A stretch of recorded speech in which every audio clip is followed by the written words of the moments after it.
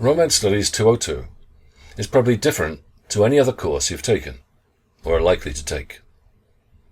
Initially, this may be disconcerting, but you'll find that, after a week or two, you'll settle into a routine and know what is expected of you.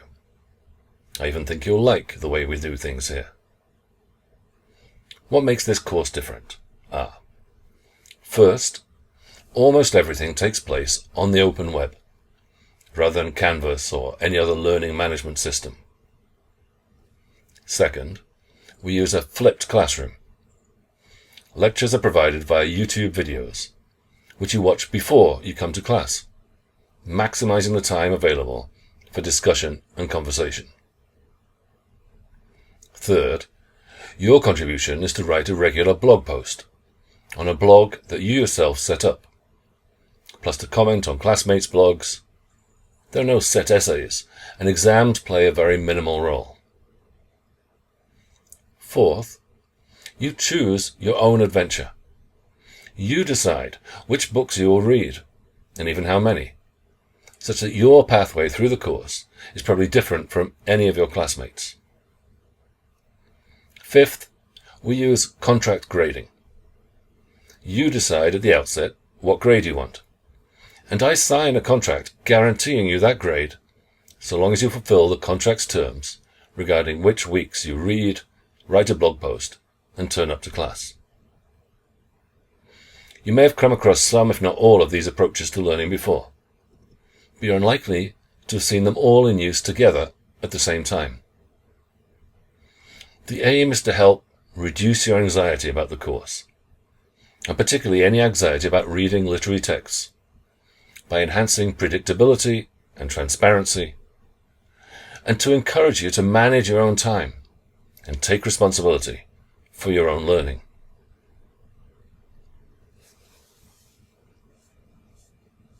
You will find almost everything you need for this course on its dedicated website. Here, for instance, are the syllabus, information on what we're doing each week, information about assessment, details about classroom etiquette and our AI policy, a clickable list of concepts, a playlist, and much more. There is a lot on this website. In fact, it has about 65 pages. But I've tried to ensure that navigation is intuitive, and indeed that there are multiple paths to get to the same information. I recommend that you especially spend time with the pages that are dedicated to each author, which include in each case the lecture video, details about the text, any other videos that I think may be useful, a bibliography, other resources, the drinks pairing for the week, and questions to stimulate discussion.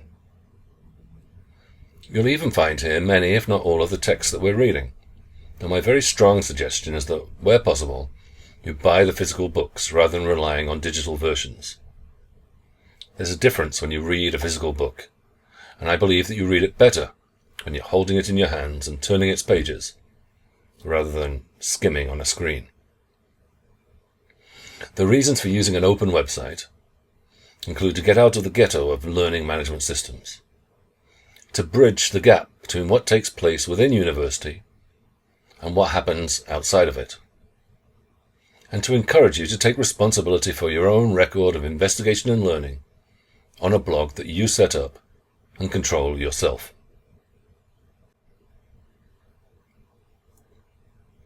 Class time, when we're all together in the same room at the same moment, is precious. We should make the best possible use of it. This is your chance to contribute, participate, discuss and debate about the text with your fellow classmates. Therefore, we flip the classroom. You come to class having already seen the lecture, or so having already heard whatever I may have to say to you about the text. Class is now your chance to talk to each other, rather than to listen to me. I made the lecture available via different formats: video, podcast, and transcript. Though I recommend the video format, I do go to some effort with the videos and include images where that seems relevant. You may find other formats more convenient and accessible. You can listen to the lecture in the car or on the bus. You can rewind or go back when you do not understand a point and want to hear it a second time. by preparing and editing the lectures in advance, I've been able to keep them fairly short, not much more than 20 minutes each, though there are exceptions. Some lectures are a little longer. But this means they're also perhaps a bit denser than normal classroom lectures. In every case, there's a question about halfway through, accompanied by a drink sparing. I strongly suggest that you pause and write down an answer in your notebook. These questions aim to help you think differently or more deeply about the text. Some people like to watch the lectures before they write their blog posts. Some like to watch them afterwards. So long as you watch them before coming to class, I don't mind. Often, if not always, there's a conversation video in which I talk to a colleague or expert about the text. The idea here is that you get a different perspective on the reading, and that we model what it means to discuss and compare different readings. This also you need to watch before class. Finally then, the entire point of the flipped classroom is that you then come to class ready to participate and contribute your own thoughts. As we mostly have just one class session on each text, we only get one shot at it. Let's do the very best we can. Please note this course's policy on classroom etiquette.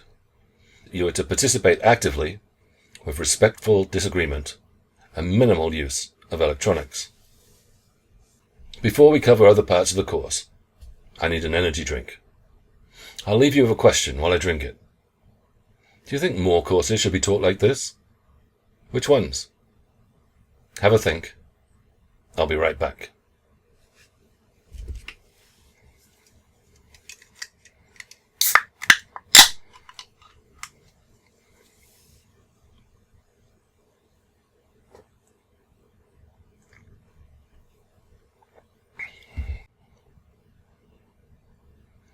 A central part of this course is the blog posts you write in response to the readings.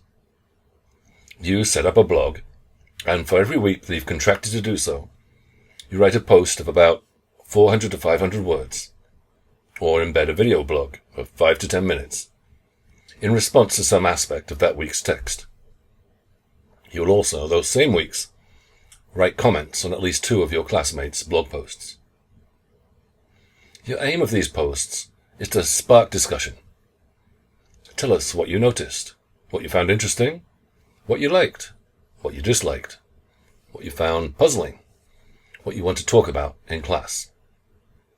Respond to video lectures or conversations if you wish, or make connections with other week's readings, or with similar texts you may have read.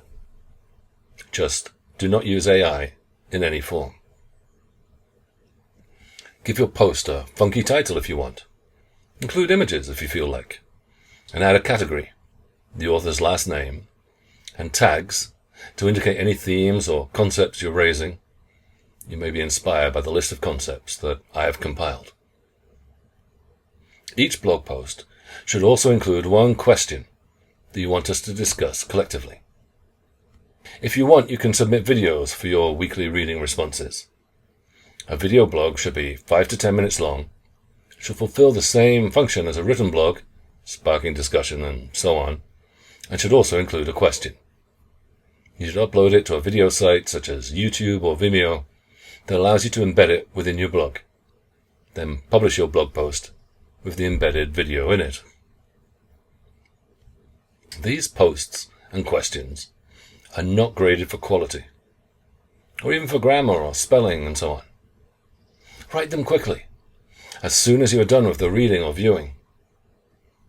The point is to get some first ideas and impressions down, while the text is still fresh in your mind, and to begin preparing for in-class discussion.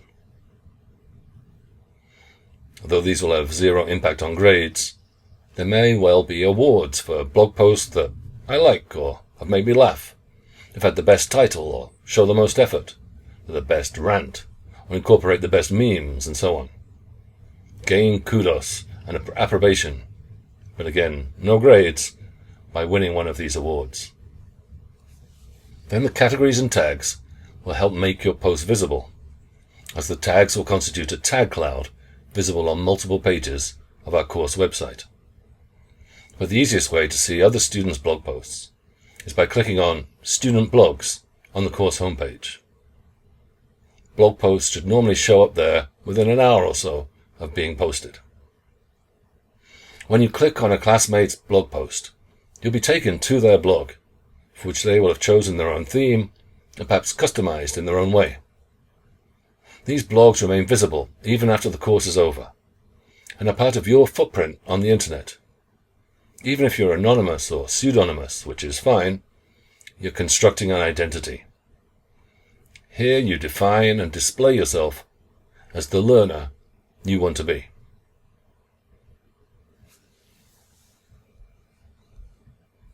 There are 4 texts that you have to read in order to pass this class. Beyond that, however, what you read, and even how much you read, is up to you. Every week, when there is no required text, you have a choice as to what to read, or whether you read anything at all. It's quite possible that the decisions you make are unique, so that your pathway through this course is different from that of all your fellow classmates. You are choosing your own adventure. There are many ways to choose. You may want, say, to focus on texts by women writers, or on texts originally written in one particular language, French, Spanish, or on texts that deal with particular themes. You may simply want to choose the shortest text.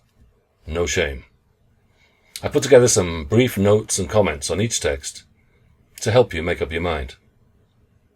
But my basic advice would be to read what seems to you interesting, what seems to align with your own tastes and concerns.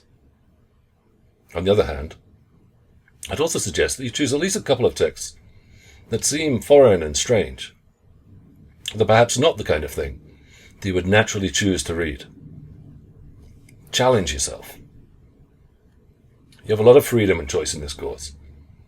I think that's a good thing, and I hope you do too. But it can also pose problems. You have to make those choices. This is the first step in becoming an active reader, deciding what you will read.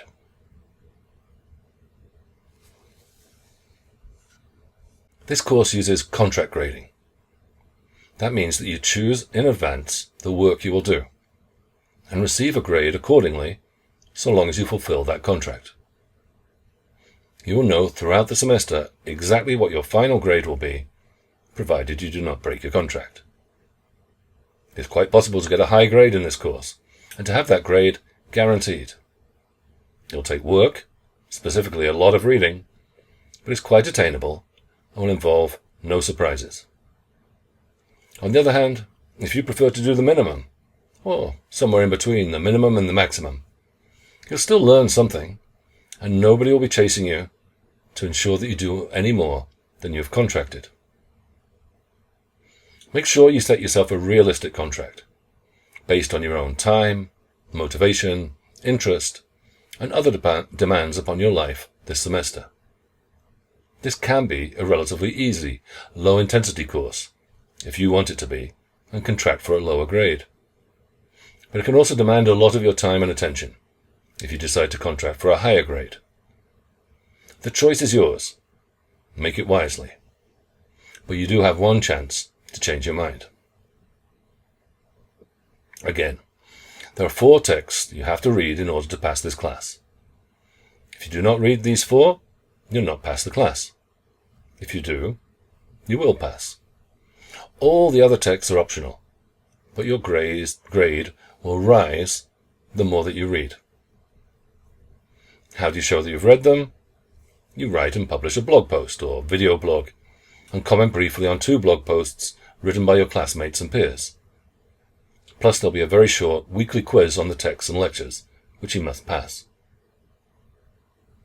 You'll also write an introductory blog post in week 1 and a concluding blog post in week 13, reflecting on what you've learned. The more books that you read, and so blog posts and comments that you write, the higher your grade will be. Note that there's an incremental jump between a B and a B+, and between an A and an A+. You can choose which books you read and write on, after the basic 4. For every optional week, you have 2 choices to pick between. You tell me in advance how many and which books you plan to read. This is your contract. In return, if you fulfill that contract, I guarantee you the appropriate grade. Over the semester, you're allowed to make one and only one revision of your contract, changing the choice of books or the number of books to get a higher or a lower grade. No changes are permitted after week 6. You also need to attend class for at least as many weeks as the number of books you're reading, as well as the first introductory and final concluding weeks. Attendance in the weeks you've contracted is compulsory. If you do not attend, you break your contract. The only exception is for students who are contracting for an A+, they're allowed 1 week's free absence. But after the introductory week, you only have to attend 1 class session per week. You're strongly encouraged to come twice on weeks when we have 2 classes on the same text. When we're reading one of the basic 4, each session will approach these books in different ways, but you do not have to do so. Therefore, for instance, if you've contracted for a B, in effect you only have to come to class 8 times over the whole semester. You need to watch the online video lecture and any conversation video before you come to class. Again, there'll be a short quiz in every class to ensure that you've done so. You're also very much encouraged to write a short comment on the YouTube pages of the videos, even to like them, if you do like them. There will be a short midterm and final exam. These will be used, however, merely to help determine your final grade within the parameters determined by the number of texts you've read. i.e., for instance, what exact grade you receive between 80 and 84 if you contract to get an A-, or between 72 and 75 if you contract for a B, and so on. I also recommend you take the midterm in particular if you wish to have further feedback on your work and ideas. But your letter grade will not change, whatever your performance on the exams, so long as you keep to your contract over the semester. The midterm and final exam will also be used to help determine your grade if you break your contract. But I very much hope that you do not break your contract. The purpose of the contract is to reduce anxiety and enhance transparency in grading. The hope is that we can get the question of the grade out of the way in the first couple of weeks, leaving it behind, to focus on what really matters, the books we're reading and our discussions and conversations about them.